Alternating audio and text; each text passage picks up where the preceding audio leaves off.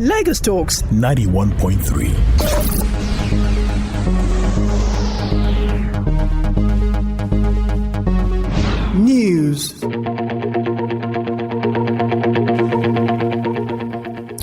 The federal government has declared the second Niger Bridge open for a month during the Yuletide season.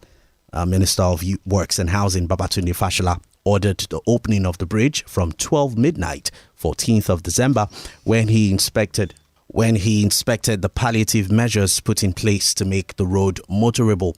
Fashola, who took a walk around the bridge during the inspection, cancelled road users plying the bridge to drive safely and responsibly in order not to defeat the purpose of the project, noting that it was open to alleviate the sufferings of the motoring public who always experienced gridlock during the Yuletide season.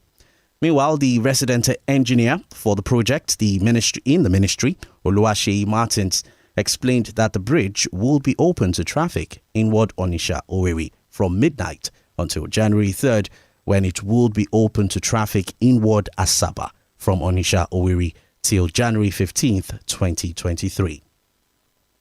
The Economic and Financial Crimes Commission, EFCC, has said that it has secured 3,615 convictions on financial and cyber crimes across the country between January and December 2022.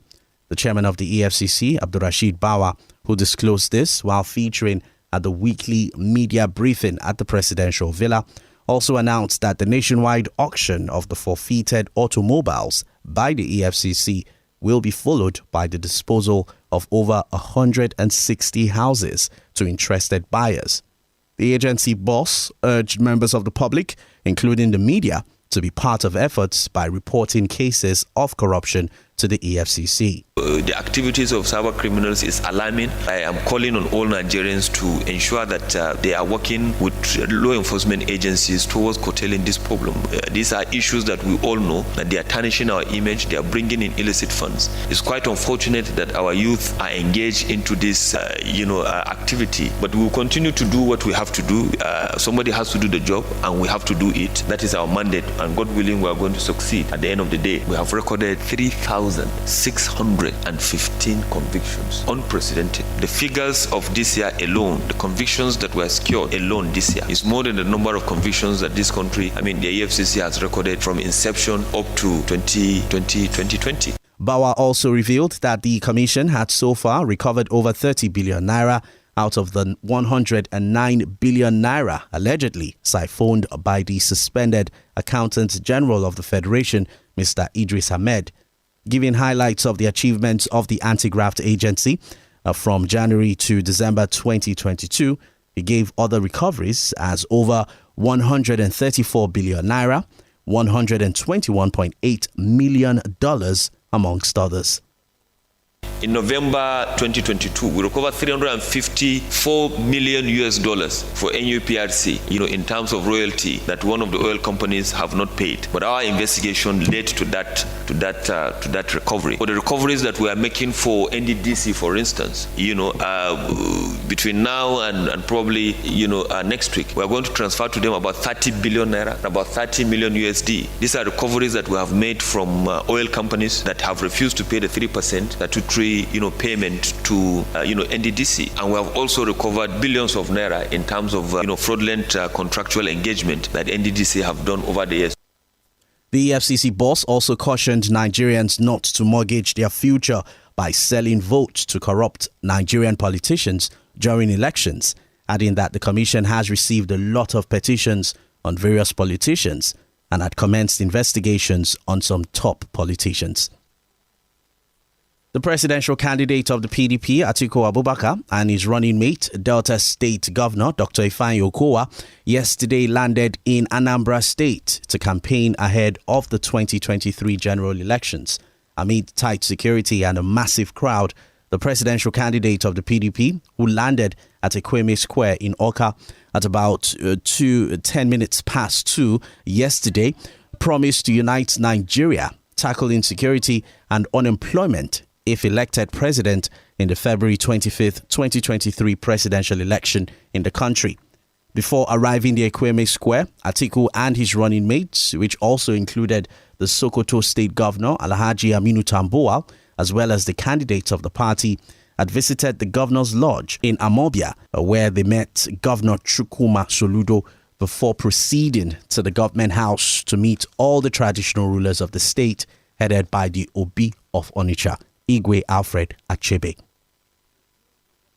The Osun State Governor, Ademola Adeleke, has alleged that his predecessor, Gboyega Oyetola, took an 18 billion naira loan after he lost the July 16, 2022 Osun State governorship election.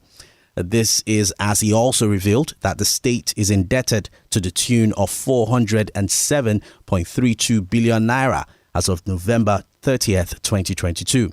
Adeleke disclosed this during a meeting with Osun State traditional rulers at Osogbo, the Osun State capital.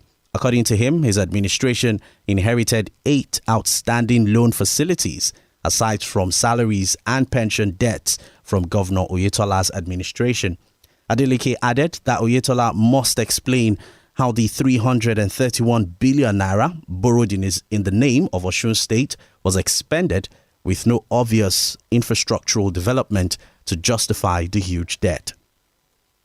An upper Sharia court in Kano has sentenced popular Islamic cleric Sheikh Abdul Jabbar Kabara to death by hanging. Kabara was convicted today after Qadi Ibrahim Serki Yola found him guilty of blasphemy. Earlier, during the court session, counsel to the defendant, Barrister Aminu Ado Abubakar, had prayed the court to accord Kabara leniency. However, Sheikh Kabara told the court he did not know the lawyer who claimed to be his counsel. Kabara has 30 days within which he can appeal the judgment. A lawmaker representing Kosofe Constituency 2 in the Lagos State House of Assembly, Honorable Femi Said, yesterday flagged off his campaign for re-election to finish the good work he started 19 months ago since he replaced the late Honorable Tunde Braimo. Honorable Said, who had been adjudged to be the most outspoken lawmaker, just like his predecessor, said he had influenced a lot of developmental projects in his constituency, hence the need to leverage on the good works to deliver long-term development to his constituency. Yeah, well, we are looking at working in partnership with Lagos State government, the construction of a mini sporting complex, the construction of Agboyi Link Bridge, and many other roads projects that will, that will improve the living standard of my people, improve security, the economic and the social well-being of the people, and building good laws, like the upgrading of Lagos State College of Education to University of Education. As against the current trends of PVC buying and selling, the lawmaker advised electorates not to engage in such obnoxious practices. The Federal Capital Territory Police Command has commenced an investigation into yesterday's fatal train crash incident in Kubwa. Our correspondent gathered that an Abuja-bound train had crashed into a moving vehicle with a female driver at Chikakure in the Kubwa area of Abuja, leading to a breakdown of the train. The train coaches were unmoved for over 40 minutes while engineers worked on the train. Reacting to the incident, the FCT police spokesperson, Josephine Ade, said the police is aware of the unfortunate incident while assuring that investigations have commenced. The Chief Executive Officer of the National Primary Healthcare Development Agency, NPHCDA, Dr. Faisal Shuaib, has called on the federal, state and local governments to equip primary healthcare centers with more human resources, the right infrastructure, equipment, commodities and utilities in order to strengthen primary healthcare centers in Nigeria. Faisal, who made the disclosure as he played host to the executive governor of Nasarawa State for his performance on PHC's coverage at the NPHCDA headquarters in Abuja, insisted that doing all this is better than spending huge amounts of resources building large tertiary care facilities, fantastic specialties hospitals, amongst others.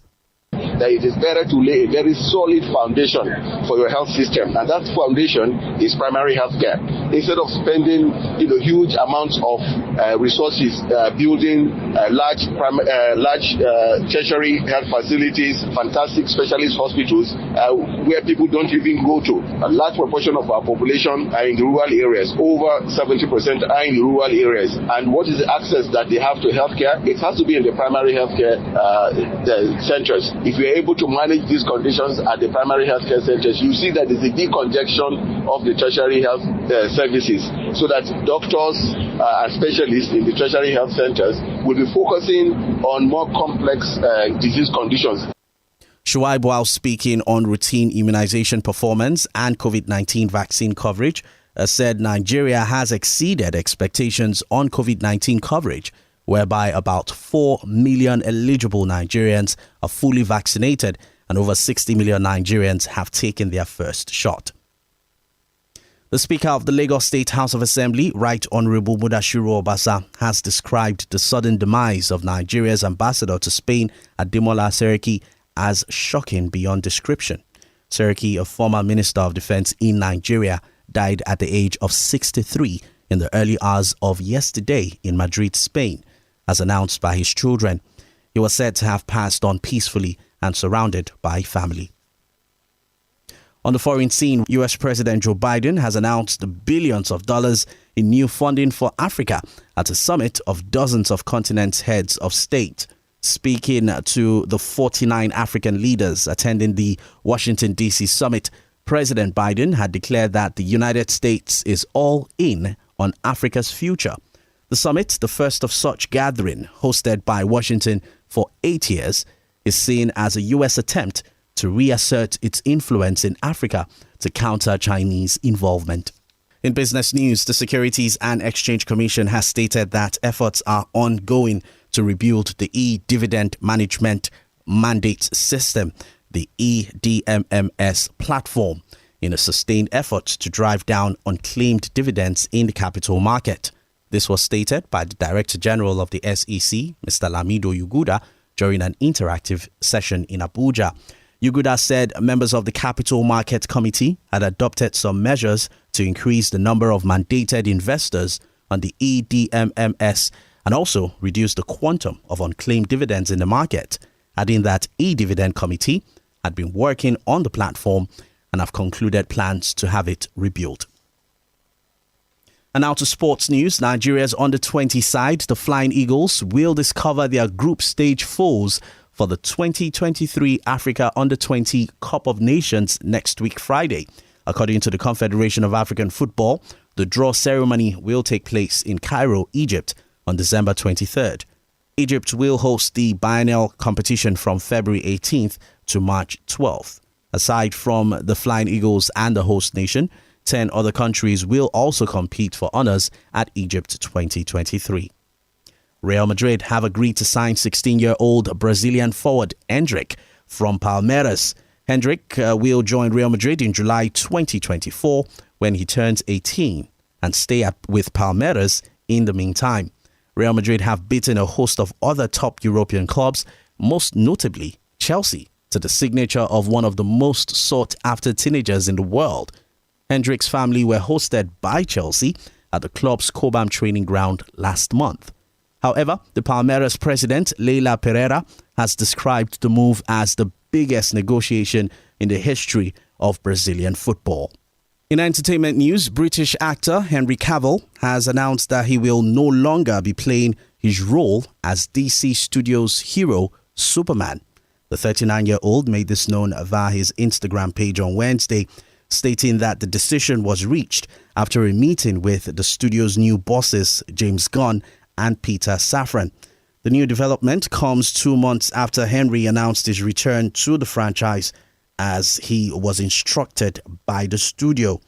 Cavill appreciated the fans of the superhero character who have been supportive of him since he first starred as Superman in 2013. Lagos Talks 91.3.